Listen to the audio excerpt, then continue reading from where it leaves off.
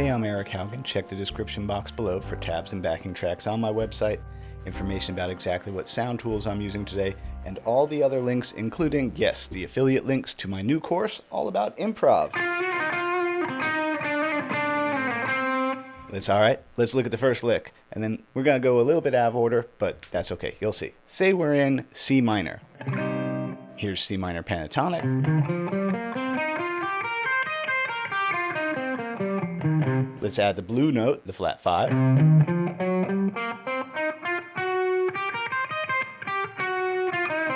So, first phrase, and I am going to call the numbers out. I'm on the 10 of the G, and that's where I'm starting.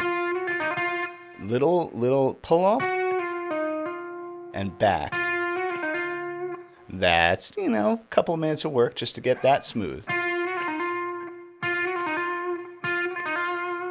Now, before I go further, yes, go to my website. I have a new course all about improv that I put together with the folks at Truefire. I love getting to go down to Truefire and basically empty my head about a subject. And so this one, I'm pretty stoked about the improv course. You want to know how I think about stuff? It's all there. It's all in the course. And so this little solo, this backing track, and this solo, well, this solo is only on YouTube, but I did solo again. This is one of the lessons, this 2-5-1. So let's do a quick detour over to what a 2-5-1 is.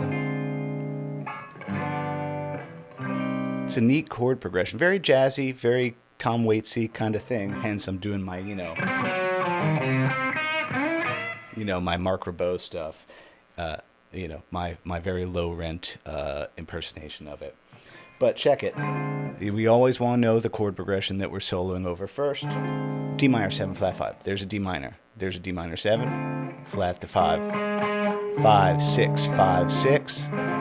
G7. That's the 5 chord of the key. G. Take the pinky off. It's a G7. C minor. So that's the change. And for this one, I'm not actually super duper playing to changes. I've talked about before. You don't always have to. I'm more thinking about the tricks I'm employing here. So I had one idea. The first thing I'm going to do with that, and this I talk about in the Truefire lesson series, go to my website. Capitalism. The first motif is take your idea and put it on different strings. Staying in the same scale though. So I had. And I was like, I like that little rhythmic do-diddly-do. And so I knew I wanted to get to, which is, now I'm thinking a little bit more, I'm bringing in the notes from C natural minor. So that that's what I'm going to be crossing over between C minor and C blues. That's the next lick. So there's that 8th fret. So my brain had. And it had. And now, to connect the two, another thing I talk about in the new course is kind of call and response playing. That to me is an answer. This was the question. Open 3. But again, there's a C minor. There's C minor pentatonic, and then I hit an open G. Well, because G's in the key, isn't it? So that's my connection. There's the question, and then I answer it again.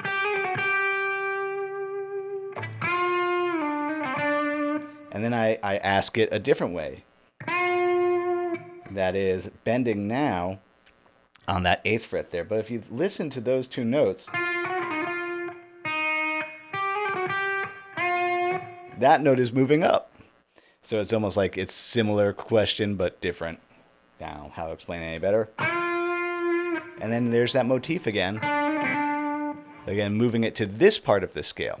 So that's, takeaway number one. You have one little idea, move it to different parts of the scale. Like, think of it this way.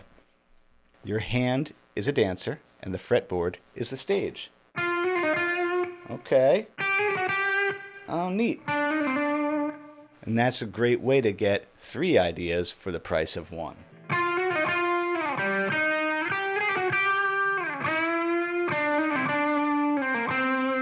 And then I just had a little melody to connect me to the next idea.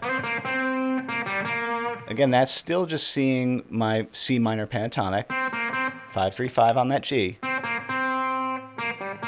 3-0-3, I know I can use that. And then probably, this I left open to interpretation every time I played it. That's just a blues lick, right? Trick number 2. I don't like to call them trick. Strategy. Oh, that's right. We called it strategy when we were shooting it. Strategy 2. Okay, this is a trick, though. The Dickie Betts stutter trick. That's something I picked up a way long time ago. I noticed him doing that. It's a neat little syncopation of 1, 2. How many notes is that? 1, 2, 3, 4, 5, 6, 7. It's a 7-note pattern against 4/4 music, so it creates a push and pull. So I'm still seeing C minor, C blues. Oh wait, that's the same key as. Had to do. Oh no. Love 21st Century Schizoid Man, but. And I notice I go way back close to the bridge. So let's look at the pattern slowly. That's a 6-note pattern, but you can stick that extra 7th note in.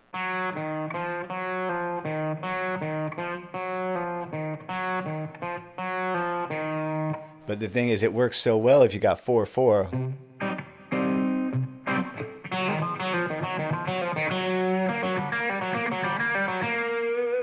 And then I just do the same trick again. I move the little hand choreography to another part of the scale. Leaning so hard on the flat 5 to make this thing very Mark Ribot, very skronky. So that's that 4th fret, 3 and 0, but those are still, that's just C blues. So let's look at those two together.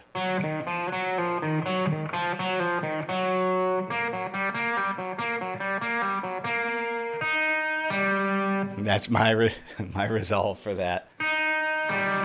Again, that 4th fret note, that E flat, and that jangly G string, because it's going to work so well for this this etude to have that E, that note there. It's throughout, so I kind of just would randomly drop it in there.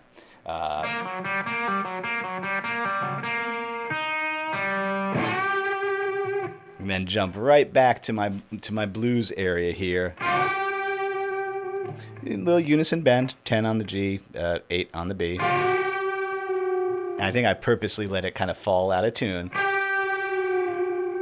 Because, yes, I purposely made this solo. This is not a pretty solo. This is a pretty angular, mean solo. I felt like it. I felt like doing that. I also felt like putting a little bit of that in the Truefire course because it's one of the things I like to do. That's why. So, this is, super duper Eric Copping, Rain Dogs era Mark Ribot. It's like straight out clap hands. So that's just, an aggressive blues lick out of, this blues box. Whatever you want to call that. Anyway, you can see it there, starting on that 13. By the way, the bridge pickup on a Fender Mustang, at least this one, that's what's great about this guitar. It's a very aggressive, and yet it's pretty fat. I think that's just the magic of this specific Mustang. And then here we go with what seems like it just makes no sense, but it kind of does. Again, there's an idea. Basically, this is such a Mark Ribot thing, the skronky leaps, the bluesy skronky leaps. Yeah, that's a weird major 7 leap. And actually, both those notes are in the blues scale. So that's, I don't like to call them out, but 13, 11.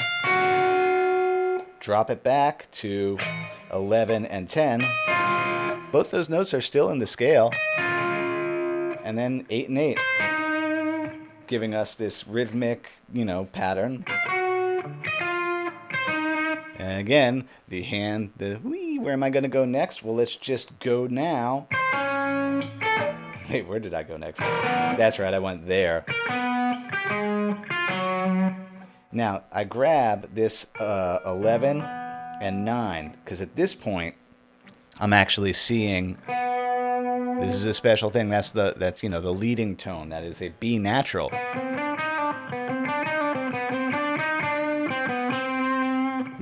That's a little bit of harmonic minor, that extra note there. But yeah, it looks like Alien. But, that's actually, that's a blues note. And then to that harmonic minor note. That is a G going down to an A flat. Both those notes are in C minor, though. But just by having them this way, ugliness. I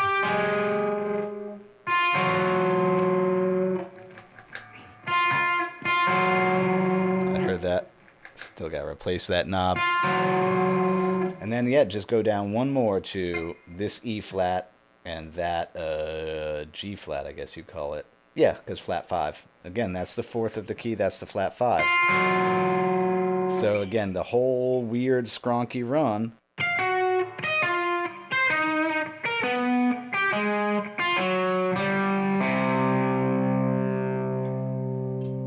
And the 4th quote-unquote trick or strategy I employ in this solo, you see me put the pick aside and switch over to my thumb, because I think this is like the first, well, not octaves, but the first principle. Here it is, ready? The number one thing about coming up with a decent solo is letting go of the idea of coming up with just the most bitchin' badass solo. Just play something that is going to land on the beat and is going to be in the right key. That's I could sum up the whole course with that. Be on the beat, be in the scale, and just play stuff you're going to be able to land. That's the first principle. Rhythm, repetition, simplicity. Just, keep it simple, stupid. I mean, that adage always holds true. So I kind of wind things down by just doing some very chill, just like on the beat, slidey octaves, which are like, they're not fast, but it's actually hard to get octaves clean. So look at the lower note always. 5, 6, 8, that's D, E flat, F. And then you have to, have that middle note muted out. And that's my love of Wes Montgomery right there. And then that ending phrase.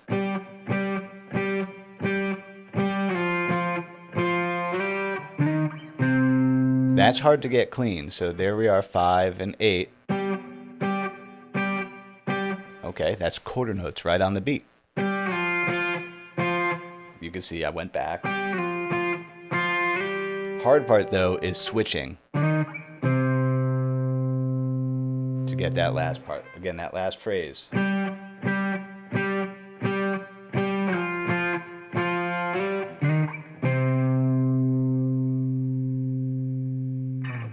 So, to review about the course. The course, it starts real simple. I always make my stuff with Truefire. I try to make it for that sweet spot of y'all. Thank you for watching my videos of intermediate guitar players. It's like here's the next thing. Now, I also try and make it so if you're more a beginner, there's something to grab, and if you're more advanced, there's something to grab. That's what I aim to do. So, the course starts pretty simple. It starts with really simple stuff like,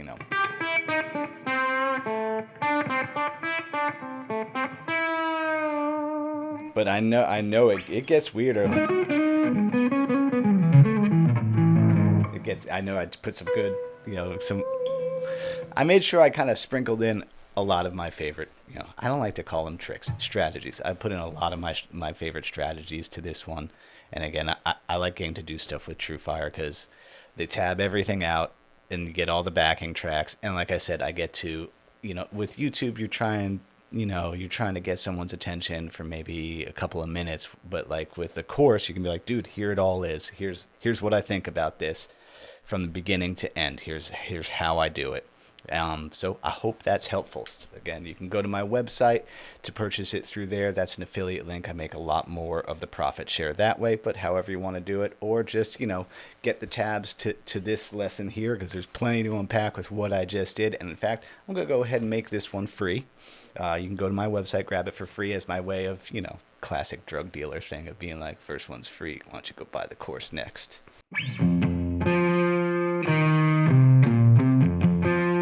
Let's see, it is Friday right now. That means the course is still pre-order. It comes out for realsies Tuesday, February 28th. And I guess I'm thinking now I'll have to title the video one thing, course is available for pre-order, and then I'll have to, when it actually is live, I have a new course. As Bill and Ted would say, be excellent to each other. That includes yourself. Happy Friday. Eat pizza. Buy my courses.